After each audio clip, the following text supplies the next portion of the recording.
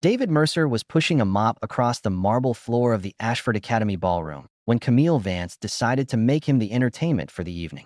She had a champagne glass in one hand and 300 donors watching, and she gestured at him the way a person gestures at a stain.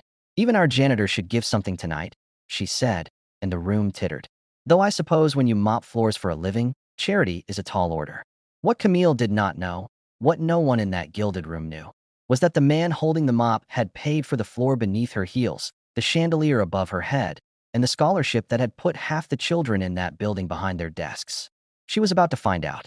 Within the hour, Camille Vance would stand in front of every donor she had spent the night flattering and discover that the quiet man she had turned into a punchline was the only reason Ashford Academy still had its doors open, and that the cruelest thing she had done was not to him. It was to the 12-year-old girl standing by the coat room who had heard every single word. Stay with this, because the moment that girl steps forward, the entire room forgets how to breathe. To understand why David said nothing while 300 people laughed, you have to know about one rainy afternoon 11 years earlier. He had been a younger man then, standing at the back of a crumbling community center where 40 children had nowhere decent to learn, and he had made himself a promise on the spot that the fortune he built from a single hardware store grown into a national chain would not buy him a bigger house. It would buy those kids a real school. He founded Ashford Academy quietly, through a trust, with one ironclad condition: his name would appear on nothing.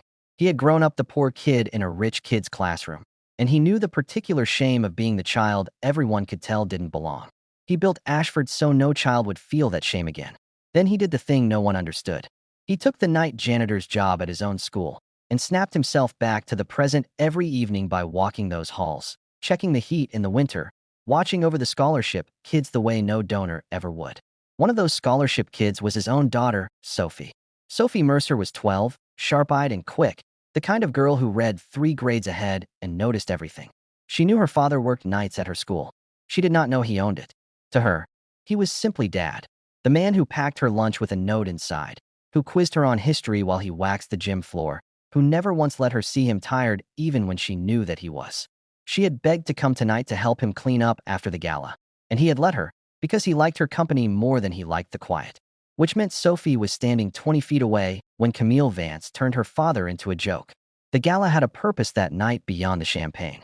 Ashford was bleeding money. Enrollment had grown faster than its funding, and the board, chaired by Camille, who had joined 2 years earlier and treated the school like a rung on a ladder, had spent recklessly on galas exactly like this one.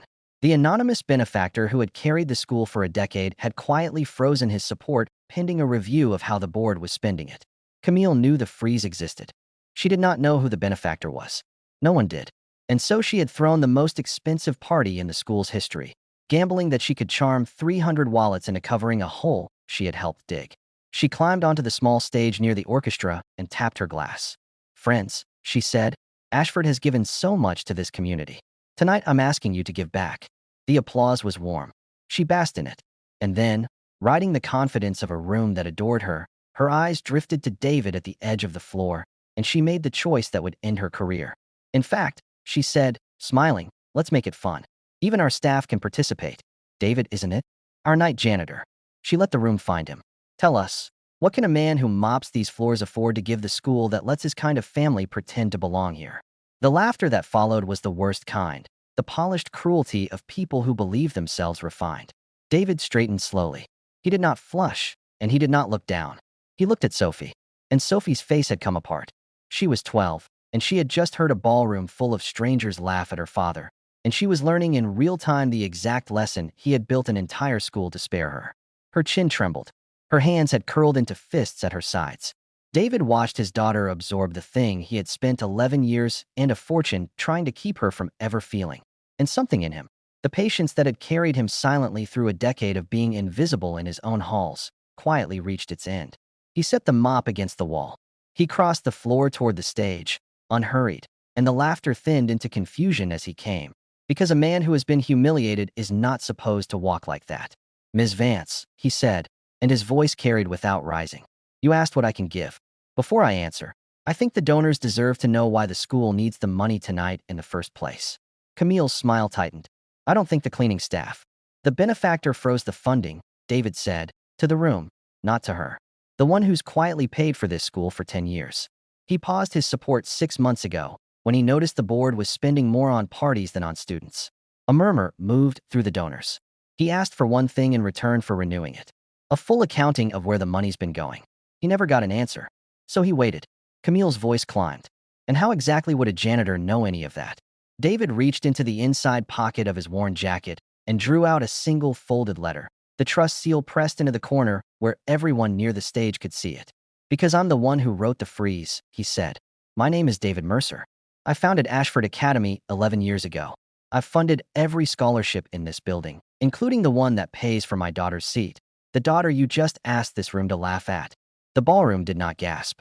It simply stopped, the way a held breath stops, 300 people arriving at the same understanding in the same instant. Camille's champagne glass tilted in her hand, and a thin line of it ran unnoticed over her fingers. She looked at the letter, and at the seal she had seen on every official Ashford document, and at the man in the janitor's uniform whom she had decided, on sight, that she already understood. The head of the board rose from his seat near the front, pale. "Mr. Mercer," he said carefully, "we have been trying to reach the benefactor's office for months. We had no idea." "You weren't supposed to," David said. "That was the point. I didn't build this place to be thanked. I built it so that the kid who feels out of place in a room like this would have somewhere that felt like home instead." He turned, at last, to Camille. "You spent tonight asking what a man like me could afford to give. I've given this school everything quietly for 11 years. The only thing I won't give it is a board that teaches children their worth is measured by their shoes." Camille's mouth opened. Whatever she reached for inside herself to answer with simply wasn't there, and she closed it again. She had built her standing in that room on the certainty that she could read a person's value at a glance, and that certainty had just dissolved under her in front of everyone whose opinion she had chased. "The funding renews tomorrow," David said to the board, his voice even. "On the original condition. Every dollar accounted for, and every scholarship protected." He glanced once more at Camille, without heat. "The board can decide for itself who it still needs." And then David Mercer did the only thing that had ever truly mattered to him in that entire grand, glittering room. He turned away from the stage, away from the donors, away from the woman whose face had gone white, and he walked back across the marble to where his 12-year-old daughter was standing. He knelt down to meet her eyes. "I'm sorry you had to hear that, Soph," he said quietly, "just for her. I never wanted you to know what that feels like." Sophie looked at him, at the uniform, at the worn jacket, at the letter still in his hand, and her voice came out small and fierce all at once. "You built my whole school," she said, "and you never told me. You let them laugh at you."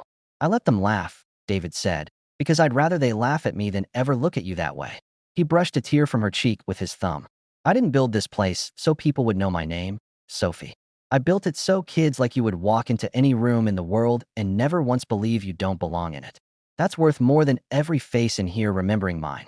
Sophie threw her arms around his neck, and the man who had been the night janitor an hour ago held his daughter in the middle of a ballroom that no longer knew what to do with its silence. She pressed her face into his shoulder.